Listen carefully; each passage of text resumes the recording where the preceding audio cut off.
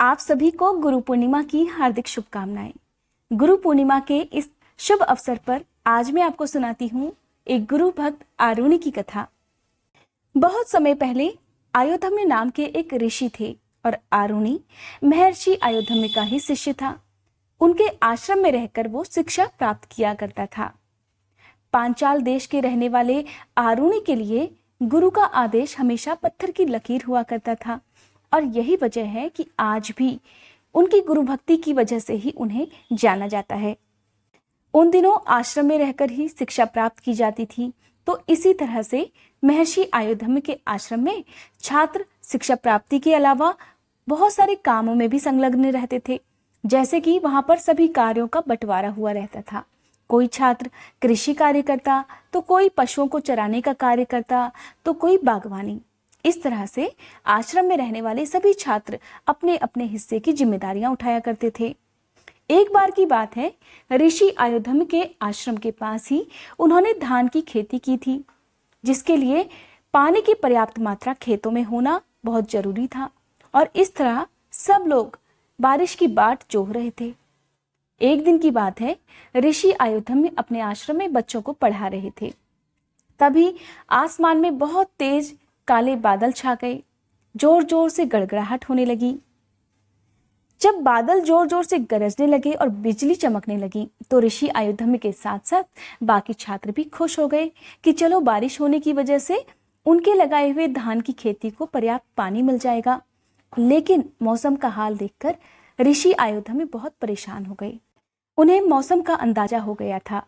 उन्हें डर लगा कि कहीं ऐसा ना हो बहुत तेज बारिश हो जाए और जिसकी वजह से उनके खेतों में लगाई हुई मेड़ पानी की बौछार से टूट जाए। अगर ऐसा हो गया तो खेतों में पानी टिक नहीं पाएगा और इसकी वजह से उनकी लगाई गई धान की खेती पूरी तरह से बर्बाद हो जाएगी। देखते ही देखते भारी बरसात प्रारंभ हो गई।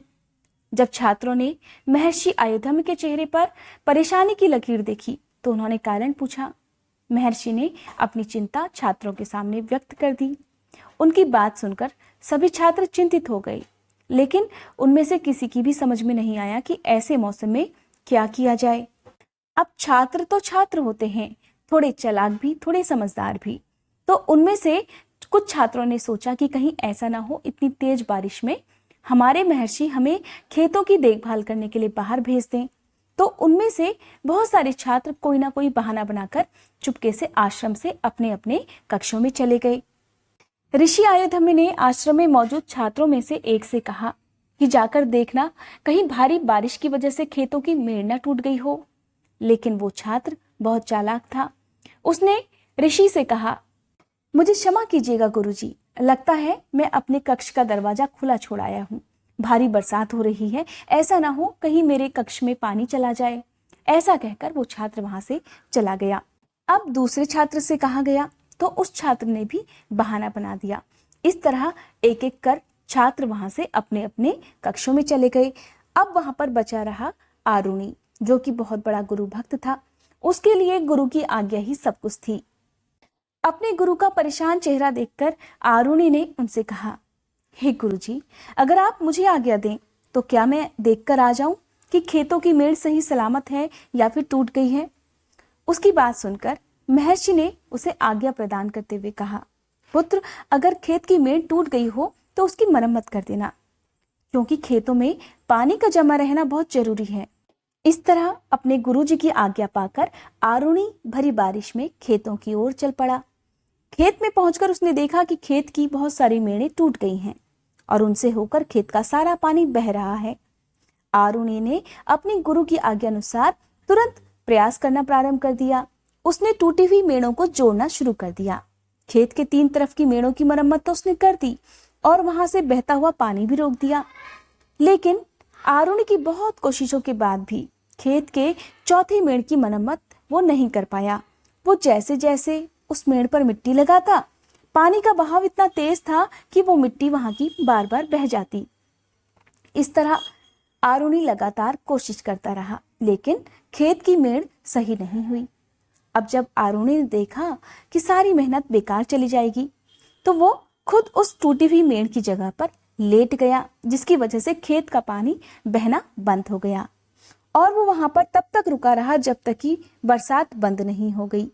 इस तरह सुबह होने तक आरुणि बारिश में भीगता हुआ उस टूटी हुई मेड़ पर ही लेटा रहा। अगले दिन सुबह होने पर जब सारे छात्र आश्रम में पढ़ने के लिए आए तो उन्होंने देखा कि आरुणि तो कहीं दिखाई ही नहीं दे रहा। तो वे ऋषि से पूछने लगे कि हे गुरुजी, आरुणि कहीं दिखाई नहीं दे रहा, कहीं ऐसा तो नहीं कि कल की भारी बरसात की वजह से वो आज अपने कक्ष में ही छुपा हुआ बैठा हो। लेकिन छात्रों की बात सुनकर ऋषि आयुधम परेशान हो गए। उन्होंने सोचा क्या बात है, आरुणि अभी तक आश्रम में पहुंचा क्यों नहीं। ये सोचकर वो खुद खेतों की तरफ आरुणि को ढूंढने के लिए चल दिए। जब वहां पहुंचे तो उन्होंने देखा कि खेत की मेड़ पर आरुणि लेटा हुआ है, पूरी तरह से भीग चुका था और उसका शरीर बुखार से तप रहा था। ऋषि ने उसके पास पहुंचते ही उसे उठा लिया और गले से लगा लिया और इस तरह साथ गए शिष्यों से कहकर उन्होंने खेत के मेड़ की मरम्मत करवाई और आरुणि को उन्होंने अपनी गोद में उठा लिया, जो कि रात भर भारी बारिश में भीगने की वजह से बेहोश हो गया था। उसका शरीर तेज ज्वर से तप रहा था। आश्रम में लाकर उन्होंने अपने हाथ से आरुणि के बदन की गीली मिट्टी पोंछी, उसे साफ किया और गर्म तेल लगाकर उसकी मालिश की। थोड़ी देर में ही आरुणि को होश आ गया था। उसे होश में आया हुआ देखकर ऋषि अयोध्या में बहुत प्रसन्न हुए और उन्होंने आरुणि को अपने गले से लगा दिया। उसे आशीर्वाद देते हुए कहा कि आरुणि, आज से तुम इतिहास में अपनी गुरु भक्ति के लिए जाने जाओगे।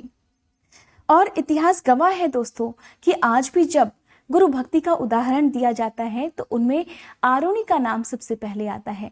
गुरु भक्ति के लिए वैसे तो एकलव्य भी जगत में प्रसिद्ध हैं, लेकिन हमें आरुणि से बहुत कुछ सीखने की जरूरत है और आज के समय में अपने छात्रों को इसी तरह की शिक्षा देने की जरूरत है और उनके अंदर इसी तरह के नैतिक संस्कारों को भरने की भी जरूरत है। दोस्तों, उम्मीद करती हूँ आज की ये वीडियो आपको पसंद आई होगी। अगर आपको ये वीडियो पसंद आई हो तो इस वीडियो को लाइक करने के साथ साथ मेरे चैनल को सब्सक्राइब करना मत भूलिएगा।